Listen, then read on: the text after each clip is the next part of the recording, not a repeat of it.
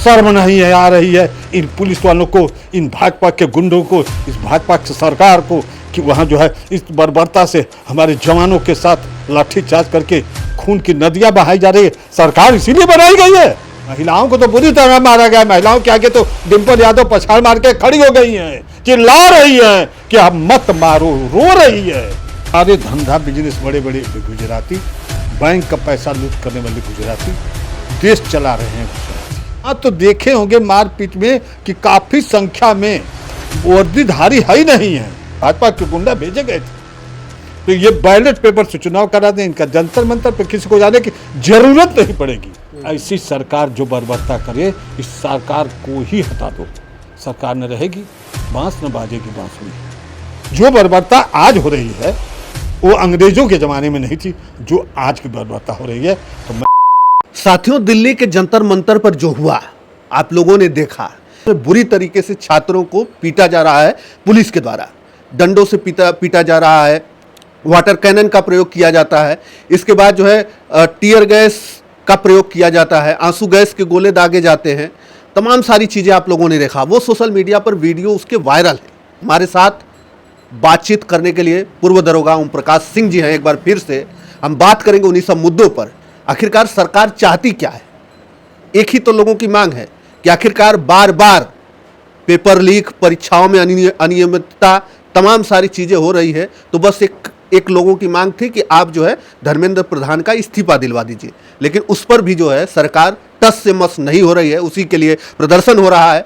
और इतना सब कुछ होने के बाद फिर भी आज भी छात्र वहीं पर डटे हुए हैं, भारी संख्या में छात्र वहां पर डटे हुए हैं। आइए, हमारे साथ पूर्व दरोगा ओम प्रकाश सिंह जी हैं, ये भी पुलिस में रह चुके हैं। मैं इनसे जानने का प्रयास करूंगा कि आखिरकार क्या हो जाता है, क्योंकि पुलिस वालों के भी बच्चे होंगे और जिस तरीके से डंडे चलाए जा रहे थे, ऐसा लग रहा है कि वो लोग दुश्मनी निकाल रहे हैं। बहुत बहुत स्वागत है दरोगा जी।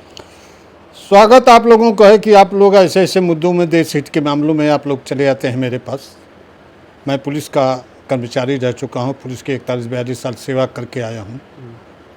रह गई बात जंतर मंतर पर जो बच्चों के साथ बर्बरता के साथ पिटाई हुई है, क्योंकि बच्चे वहाँ जो गए थे, जो नौजवान पीढ़ी गई थी, ये जो पेपर लीक हो रहे हैं हर नौकरी में, टेस्ट में, परीक्षा में जीतनी हो रही है। ये भाजपा सरकार में कोई भी परीक्षा सफल अब तक नहीं हुई जब से भाजपा की सरकार आई है। वो लोगों की धर्मेंद्र प्रधान की, शिक्षा मंत्री की इस्तीफे की मांग थी कि उनसे इस्तीफा दिया जाए। इस्तीफा तो मोदी जी से भी मांगा जा रहा है, इस्तीफा अमित शाह जी से भी मांगा जा रहा है। जब इन लोगों से ये लोग वादा किए चुनाव पहले, हमारे जवानों को, हमारे किसानों को धोखा दिए, इनके साथ उत्पीड़न करके इनको कहे कि हर साल 2 करोड़ नौकरी देंगे, और नौकरी कहाँ चली गई? और नहीं तो और 4 साल की अग्निवीर बना दिए। हर नौकरी में संविदा पर रख रहे हैं इनको। जब 10,000 रुपये पर, सबसे पहले तो बात है कि जो हमारे गरीब युवा हैं ये खुद संविदा पर ज्वाइन न करें, सरकार किसको रखेगी? सरकार को बढ़ावा किससे मिलता है? हमसे मिलता है। यानी हमारे बच्चों युवा जो हैं, जो नौकरी के लिए दौड़ रहे हैं, ये अगर जा करके वहाँ संविदा पर नौकरी न करें, 4 साल की नौकरी में जा कर के भर्ती न हो, उसको तिरस्कृत कर तो आखिरकार युवा करे क्या? उनके पास न रोजगार है न कुछ है, तो आखिरकार युवा करे क्या? 4 साल में वो क्या कर लें? 10-12 हज़ार रुपये के जो संविदा की नौकरी पा रहे हैं, 10-12 हज़ार रुपया, तो लेबर की भी तनख्वाह नहीं पूर्ण हो रही है। 500 रुपया लेबर ले रहे हैं। 500 रुपया जो हम लोगों के यहाँ कार्य करते हैं लेबर, वो 500 रुपया ले रहे हैं। मेरे फार्म पर 2 लेबर हैं, 10-10 हज़ार रुपया, खाना कपड़ा फ्री, सारा चीज़ अलग से, यानी 15-15 हज़ार रुपये। आइए 10,000 12,000 पर जाकर के संविदा पे हैं। चलिए, ये सब सरकार की नीति है। सरकार तो इस पर संविदा पर 2 करोड़ की नौकरियाँ दे रही थी, और सारी नौकरी संविदा कर दी, अग्निवीर कर दी, और सारी चीज़ निजीकरण कर दी, सारा चीज़ बेच डालेगी। कल आने वाले दिन में नौकरियाँ नहीं रहेगा, मांगेगा कौन?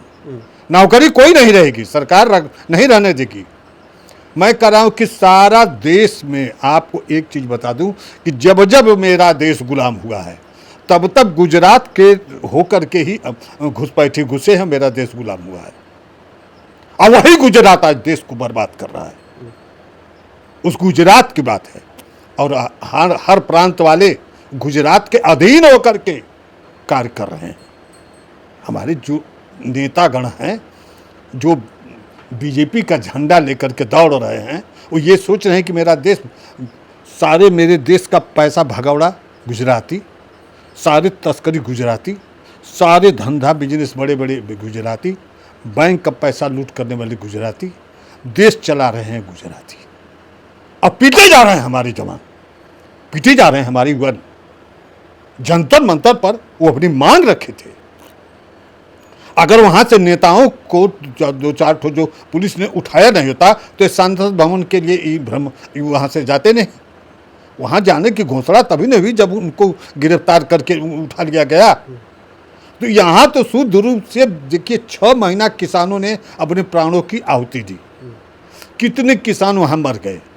सरकार के कान में जू रहेगा, तनिक भी जू रहेगा हो तो बता दिए, आप लोग मीडिया से आते हैं, तनिक सरकार के कानों में जू रहेगा। 6 माह 7 माह लगातार हमारे किसान धरने पर बैठे रहे।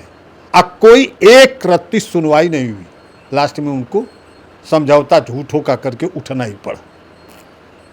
उसी तरह से ये मांग कर रहे हैं। इसमें ये कोई धरना प्रदर्शन नहीं, मेरे विचार से कोई धरना पर से। अरे इस सरकार को हटा दो, केंद्र हो चाहे राज्य हो, हटा दो। नहीं हटाएंगे तो इसी तरह शोषण और बर्बरता पिटाई होती रहेगी। भाजपा सरकार वहाँ ये बताइए, आप लोगों ने वीडियो देखा है जो वहाँ लाठी डंडा चला है, रबड़ की गोलियाँ चली हैं।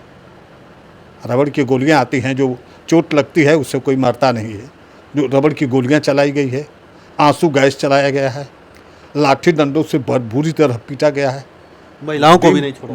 महिलाओं को तो बुरी तरह मारा गया। महिलाओं के आगे तो डिम्पल यादव पछाड़ मार के खड़ी हो गई हैं, चिल्ला रही हैं कि आप मत मारो, रो रही है। ऐसा किसी सरकार में हुआ है?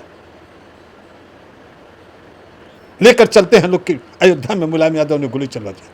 कोई पढ़ा लिखा इंसान मुझसे बात करे और पढ़ा लिखा उठा करके देखे कि वहां गोली किसने चलवाया था।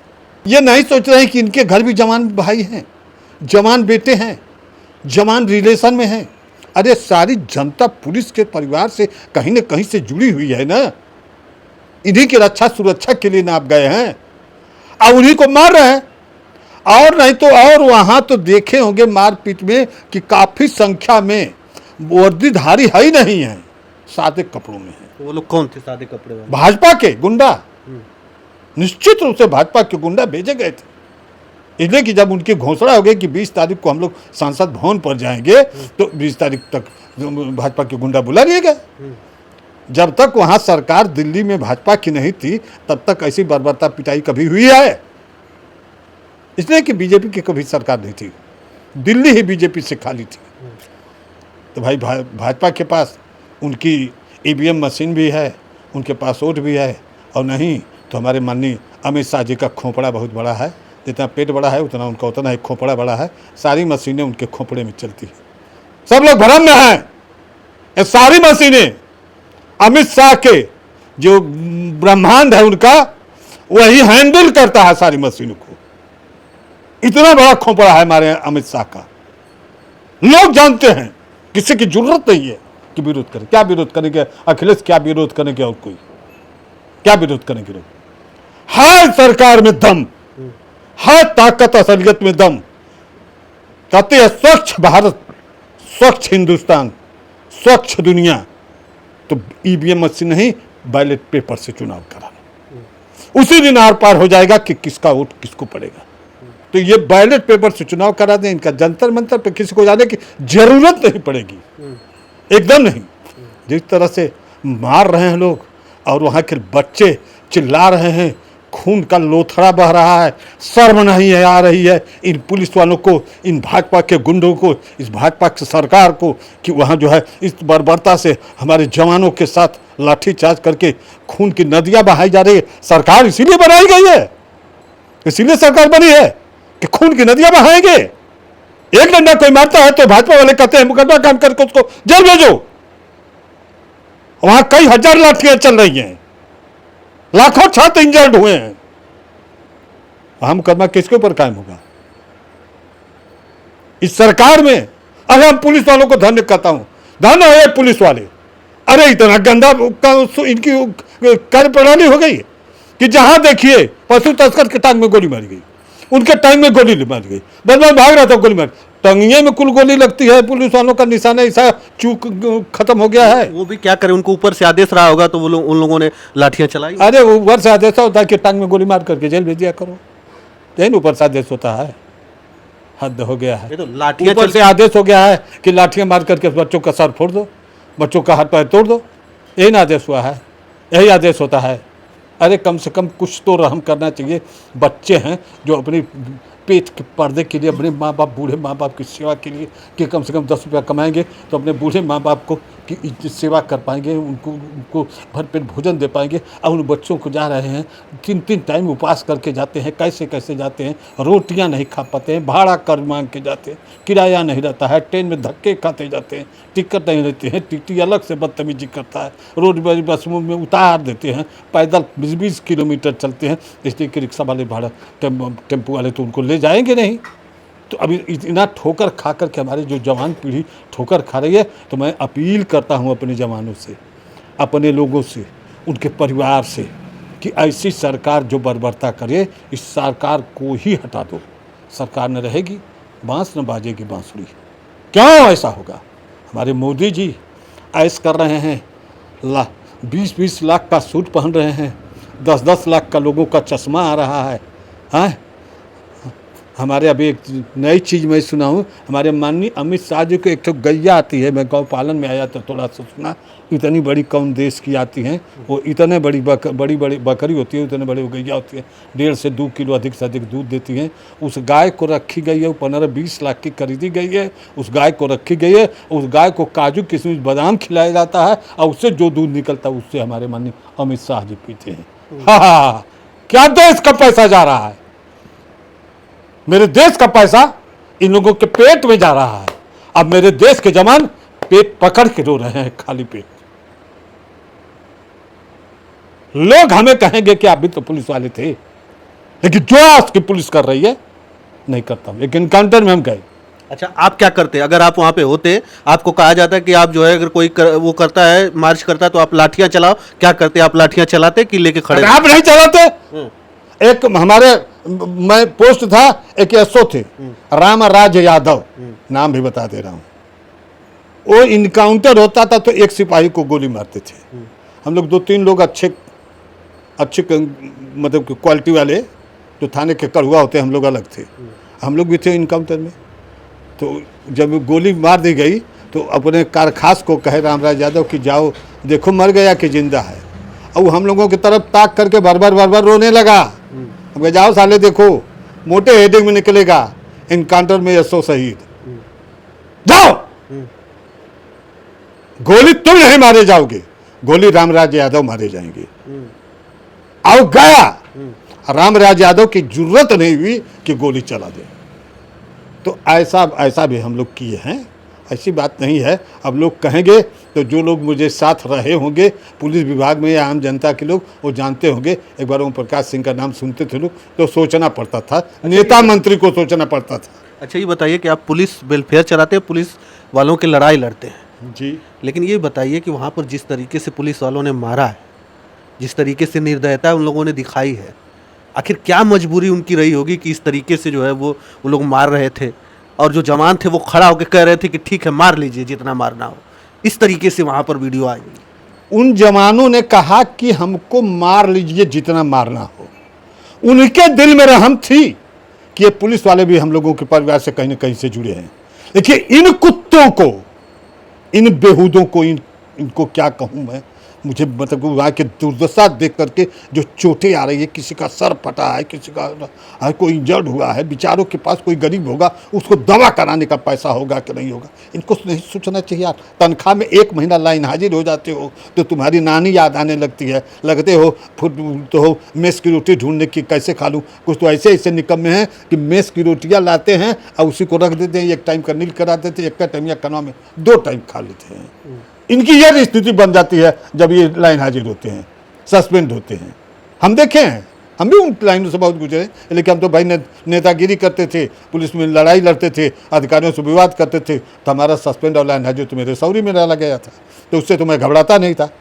लेकिन इतने होते हैं, अब वो लड़के बेचारे, तुम 1 महीना के लिए 2 महीने के लाइन हाजिर होते तुम्हारी गति है, और जो लड़का बेचारा गरीब परिवार से गया है, उसके पास खाने को कपड़ा है, पैसा है कि नहीं है, दवा के लिए पैसा है कि नहीं है, वो बेचारा दिल्ली पहुंच करके, खैर ठीक है, हम कह रहे हैं कि अब तो मैं अपने जवानों से, किसानों से, पूरे हिंदुस्तान से यही अपील करूंगा कि जो लोग हमारे जवान किसान हैं, ये लोग एकजुट होकर के सरकार बदलने की सोच करें, इसलिए कि हद हो गया है इस सरकार में हमारे जवानों के साथ, किसानों के साथ। 7 महीना 8 महीना किसान धरने पर बैठे, उनके साथ भी वही व्यवहार हुआ, उसी तरह से हमारे छात्रों के साथ हो रहा है ना। ये पुलिस वाले तो ये तो अंग्रेजी हुकूमत के गुलाम है, ये 1861 के नियमों से चलते हैं, अंग्रेजी हुकूमत के गुलाम हैं, ये गुलामी करना पसंद करते हैं, तो इस नाते ये अंग्रेज़ों के गुलाम, ये तो सरकार अंग्रेज बन के बैठी है।